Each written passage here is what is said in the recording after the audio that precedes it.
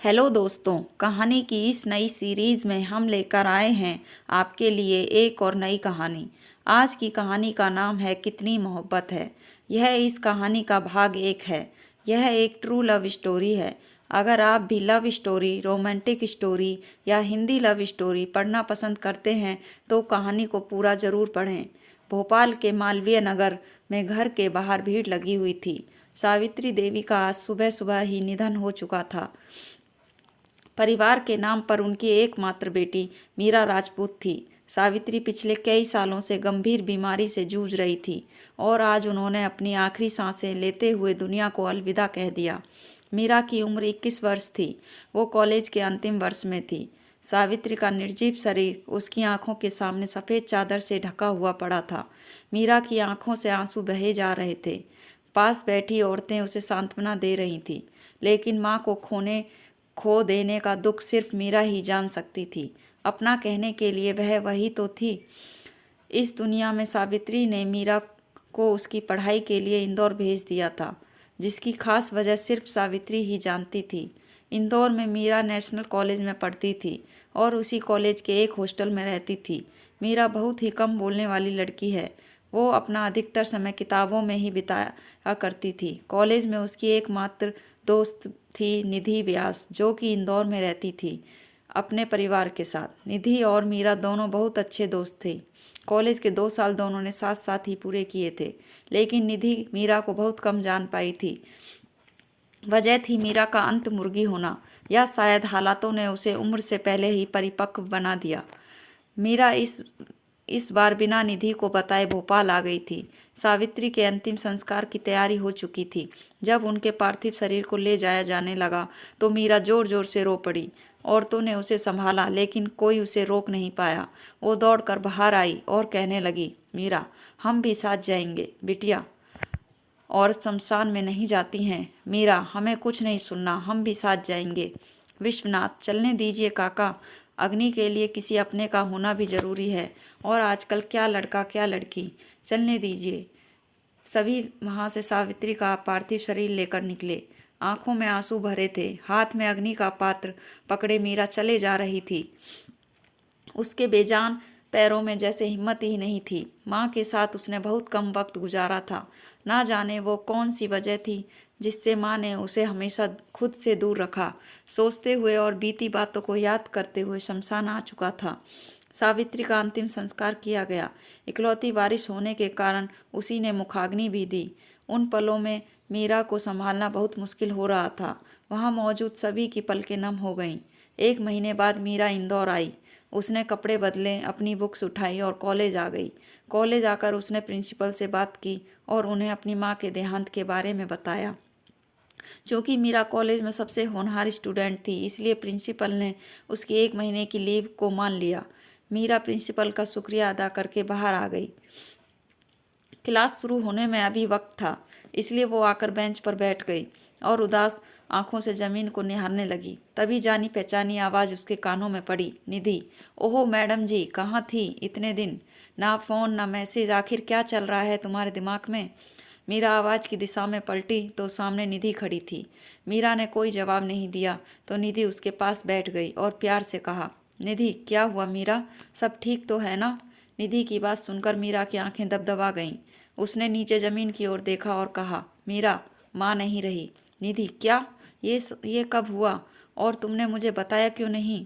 मीरा, क्या बताती निधि, मैं खुद भी नहीं जानती थी कि माँ किस दर्द से गुजर रही है। मैं कुछ जान ना पाऊँ इसलिए उन्होंने हमेशा मुझे खुद से दूर रखा, और देखो वो हमेशा हमेशा के लिए मुझसे दूर चली गई। कहते कहते मीरा की आंखों में आंसू भर आए। निधि ने मीरा का हाथ अपने हाथ में लिया और उसकी आंखों में देखते हुए कहा, निधि, तुम अकेली नहीं हो मीरा, मैं हूं ना तुम्हारे साथ। दोबारा ऐसी बात मत कहना। मीरा ने निधि को गले लगा लिया। निधि उसे हिम्मत बंधाती रही। क्लास का वक्त हुआ तो दोनों उठकर क्लास की ओर चली गईं। मीरा को अपना ख्याल रखने का बोलकर निधि घर चली आ गई, लेकिन आज उसका मन बहुत उदास था। वो बस मीरा के बारे में ही सोचती रही। अगली सुबह हॉस्टल वालों ने मीरा से कमरा खाली करने को कहा। पिछले 1 महीने से उसके कमरे का किराया नहीं आया था। मीरा ने कुछ दिन परमिशन मांगी, लेकिन वार्डन ने साफ शब्दों में उसे कमरा खाली करने को कह दिया। किसी ने उसकी मदद नहीं की। मीरा ने अपना सामान समेटा और बैग में जमाने लगी। उसके पास जो पैसे थे वो तो माँ के अंतिम संस्कार और उसके बाद के खर्चों में ख़त्म हो गए। अनजान शहर में आखिर मदद भी ले तो किसकी। मीरा बहुत ही स्वाभिमानी लड़की थी और इसलिए उसने अपनी ये परेशानी निधि को नहीं बताई। भोपाल वापस जाने के अलावा मीरा के पास अब और कोई रास्ता नहीं था। अपना बैग लेकर वो हॉस्टल से निकल गई। निधि जब कॉलेज आई तो क्लास में मीरा को ना देखकर उसने अपने साथ बैठी रागनी से पूछा, जो कि उसी हॉस्टल में रहती है।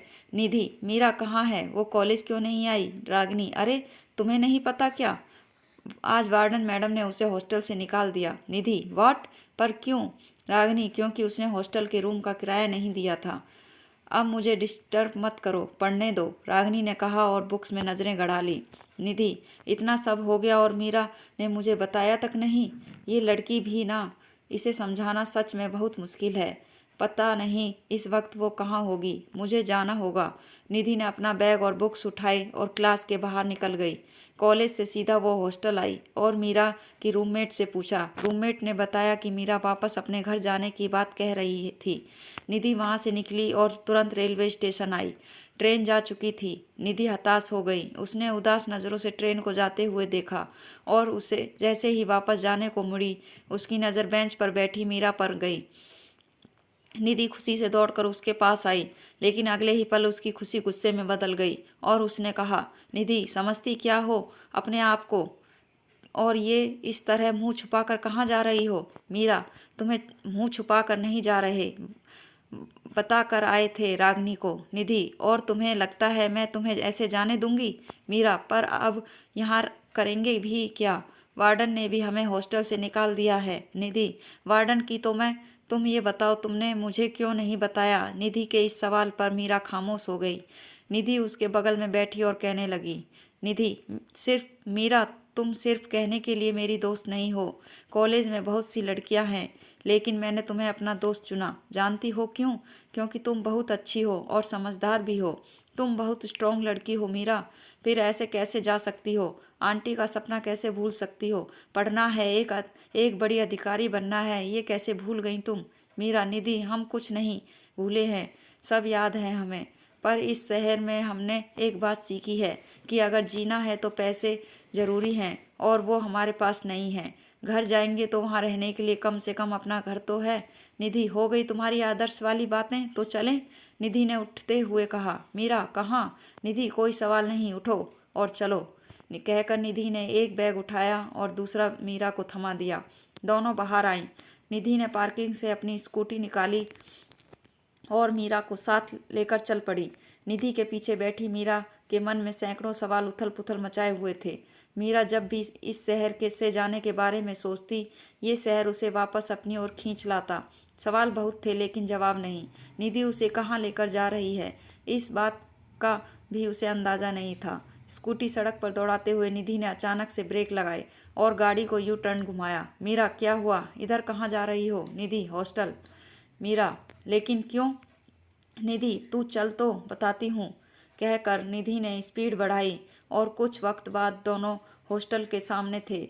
निधि ने स्कूटी साइड में लगाई। उसने मीरा का हाथ पकड़ा और उसे लेकर अंदर चली आई। वार्डन सामने ही खड़ी मिल गई। निधि उसके सामने आई। उसने अपने जेब से कुछ रुपए निकाले और वार्डन के हाथ में थमाते हुए कहा, निधि, ये रखो अपने पैसे और आज के बाद किसी लड़की को इस तरह से हॉस्टल से मत निकालना। वार्डन, वक्त पर किराया देंगे तो कोई क्यों निकालेगा? पर ये लड़कियां घर वालों के पैसे तो ऐश में उड़ा देती हैं और फिर किराए के लिए नाम पर रोने बैठ जाती हैं। निधि, चुड़ैल, तेरी हिम्मत कैसे हुई मेरी दोस्त के लिए ऐसा बोलने की? मैं तेरा मुंह नोच लूंगी।